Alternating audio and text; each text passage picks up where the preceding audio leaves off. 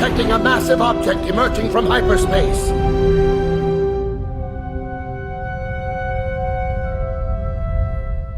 February 15th, it was announced that EA had canceled its open-world Star Wars game.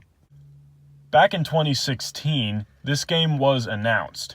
Now, it wasn't the same as it was whenever it was canceled. In fact, it was nicknamed Ragtag and was a single-person shooter, and it was supposed to be similar to the Uncharted series. This game was being made by Visceral Games, and unfortunately, as of 2017, it was shut down by EA. Now, that right away should tell you that any game that they're working on would pretty much be axed, and we wouldn't ever be seeing them come to life. Nonetheless, EA took control of the game. However, it was not the same. In fact, members of EA's staff have stated that in order to make a solid game that people are going to want to come back to time and time again, they needed to make some very heavy changes to the game.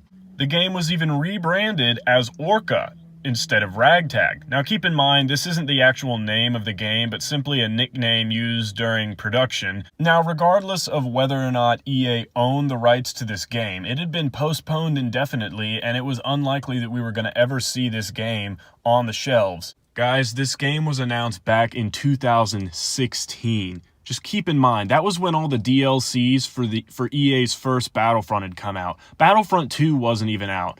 In fact, there was not even a trailer at the convention for Battlefront 2. So the fact that Battlefront 2 has come out, been out for a year, it's now 2019, and people are still expecting this game to happen, honestly, I'm a little shocked at the fan base right now. In fact, the very game in question that was originally announced in 2016 and made by Visceral Games and then later taken over by EA, I thought had been canceled a long time ago. Yet everyone is on EA treating it like the bad guy. I mean, here's just a little bit of context. Whenever everyone's talked about stuff that they're looking forward with Star Wars, they always say, oh, Episode 9, Clone Wars, The Mandalorian, all the different shows that are coming out. There's Jedi Fallen Order, the video game. This video game never came up. Nobody was like, oh yeah, that obscure video game from Visceral Studios that got shut down and was taken over by EA. It was supposed to be open world. Looks kind of cool. We saw like a 2-second sneak peek of it at a convention. I'm looking forward to that. Nobody was saying that.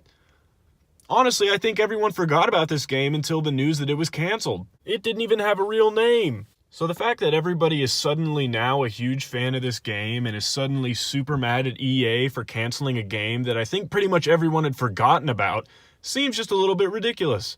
I mean, I don't want to come down hard on you guys, but I mean, for real, how many people were actively looking forward to this game?